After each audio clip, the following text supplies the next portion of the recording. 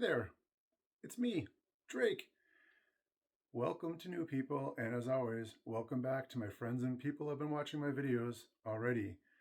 I am that big bearded American, and you are watching that big bearded American tourist. Food, food, food, food. I'm going to talk about my travels around Europe in this video. I went to several different locations, 6 altogether, and we are going to discuss the foods that I ate and go into things like food tours and stuff like that. But before I do, I am excited to announce 3 new sponsors. The first of which is Reading for Dummies. Learn to read with Reading for Dummies. Actually, I'm not quite sure how that works. But I'm sure it's a good product. You'll figure it out. Buy the book, and if you're struggling to figure out how to read, I'm sure there's, I don't know. Anyway, next up is Slunky. If you're tired of buying a Slinky and screwing it up on your own, buy a screwed up Slunky. That's right. It comes slunked. You don't have to screw it up yourself. It's just genius. And last but not least, we are brought to you by Broke Ass Charms. Broke Ass Charms. Tell your dad to get a job. Are you tired of eating that shitty cereal off the bottom shelf in a bag? Tell your dad to get a job. Broke Ass Charms. Anyway, thank you for our sponsors. Thank you for watching. And now on to the feature presentation. Food from Europe. You're going to like it. Stick around. It's going to be me discussing my travels, my food experiences, and showing you some photos of what I ate. I think you'll like it. The first thing I want to talk about is food tours. If you go online to Expedia or Viator or those type of places, you will find all kinds of activities to do on your trips, which we'll go into in other videos. But right now I want to talk about the food tours specifically. They are, on each one of them, you'll find several different ones for any city you want to go to around the world. You need to find the right one that suits you. There's different types, like full dinners, there's walking ones, there's riverboat, there's all kinds of stuff. Find the ones that best suit you. But if you want my opinion, 2 things. Number 1, look for the reviews and find good reviewed ones, obviously. And number 2, find a good walking tour, food tour, where with a local, and hopefully they'll teach you a little bit about the food and the culture too. Everyone I've gone on has talked about the culture of the area and the city and the country while you do these different stops. Usually it involves multiple stops at multiple restaurants and stores and shops around the area. And I promise you, you cannot go wrong with these tours. If you pick the right ones, you're going to have a blast. For single and solo travelers like me, it gives you a chance to go and meet other people and join tours with other people and enjoy the food and culture with groups. For group travelers, same thing, you get to meet up with other people and enjoy it. The interesting side note is, depending on when you go, if you don't go during a busy time, there is a good chance you will have a solo experience one-on-one with the guide who will take you around to the different places. This happened on 2 or 3 different occasions with me, Florence and another location where I was the only person that showed up. So I got personalized tours around the city and got to eat all the food at each location, which was a thing because it's plenty of food on these things. Usually these tours run anywhere from $30 to $100 US. They're geared towards what you're looking for. Just search them out. Well worth it. I promise you, if you find the right ones, you'll have a blast and sample local cuisine by local people. It's awesome. So that being said, a lot of my experience comes from that when it comes to Europe. The other locations, I did not do food tours. So let's start right off with my first location, which is Rome, which is the first place I stopped off at. Rome is there's so much food there. It is amazing.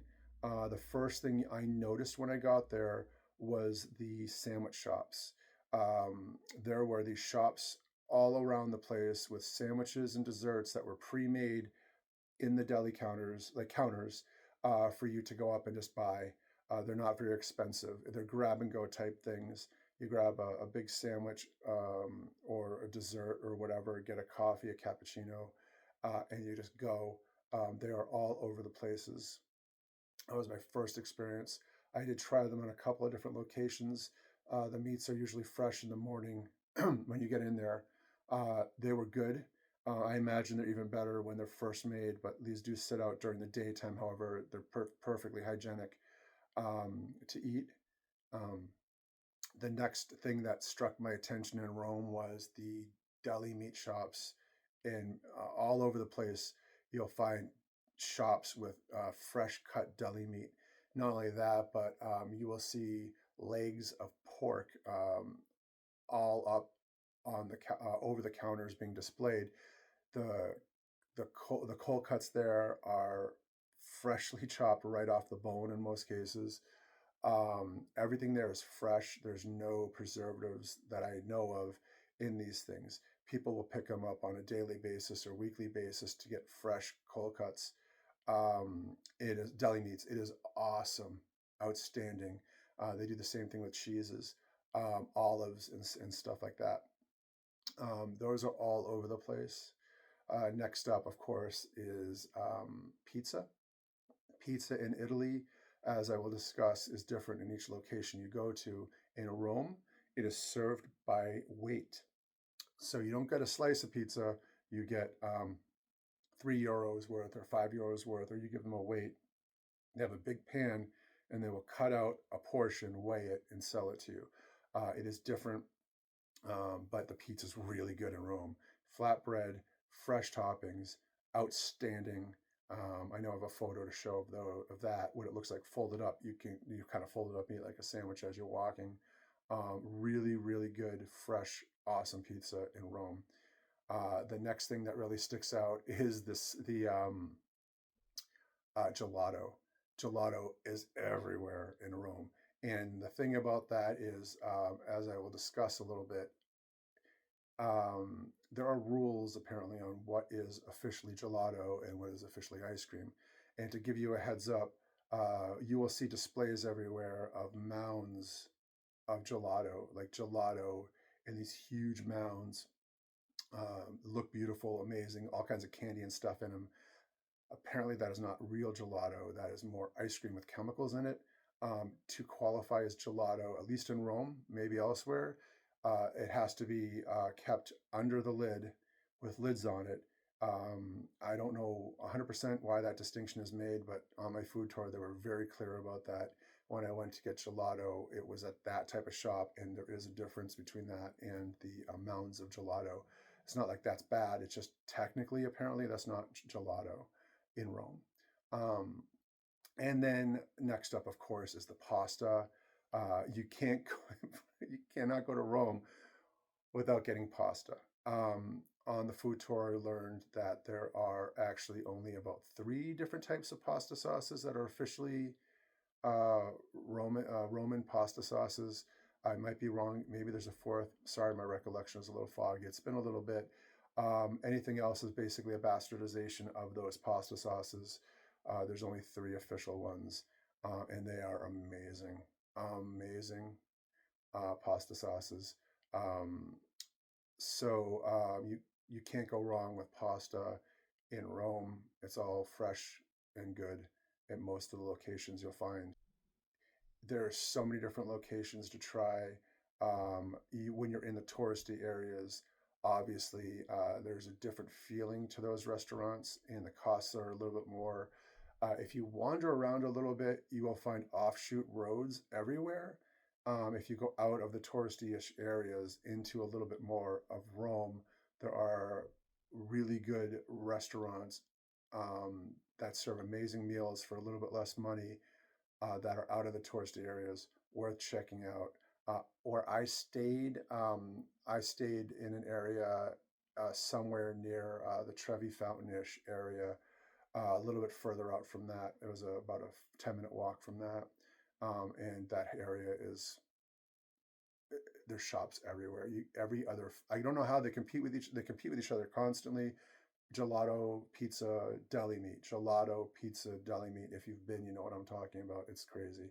Um, that is my food recollection of Rome. If you enjoy food, definitely go to Rome. 100% worth it. All right, next up on my food tour of the world is Athens. I stayed at a location called Monastiraki in Athens, Greece. It is located close to the Acropolis. It is a very busy area, very busy. It's a huge touristy area, but it is a central market location. There are markets and shops everywhere, and it is a very loud and very busy. The interesting thing about this area is that I was a little hard pressed to find traditional Greek food for some strange reason. I did find some. I'm going to show a picture of it. It wasn't very good. Um, but I did find an awesome Euro place, which I'll show a picture of that too. That was outstanding. Everything was fresh in that. I don't even like tomatoes, but in that sandwich, it was awesome. Um, what I found interesting about the area is that there was more foods from other countries than there was Greek restaurants.